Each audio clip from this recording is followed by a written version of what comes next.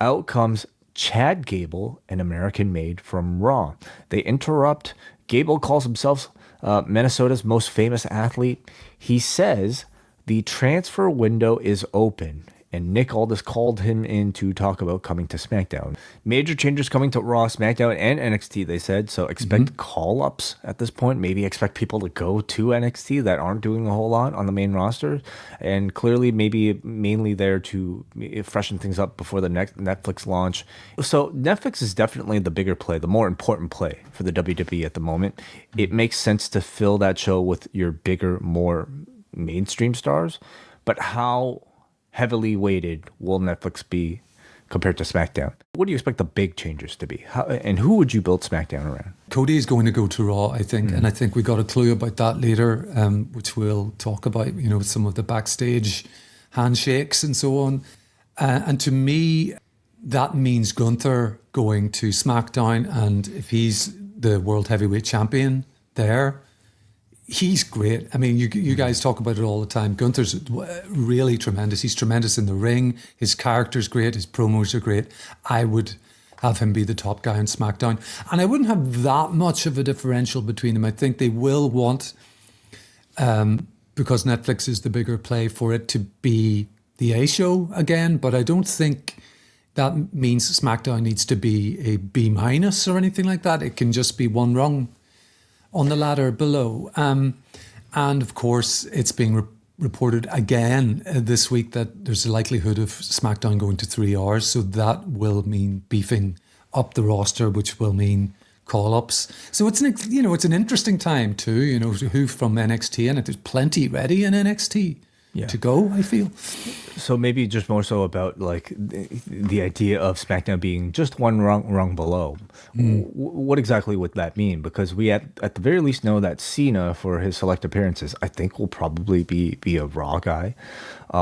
What about your names like a Roman Reigns and a Cody Rhodes? And a CM Punk? Where would you slot them? The obvious go-to answer is you want them on Netflix, don't you? So you probably want them on Raw. I mean, I certainly see Punk on Raw.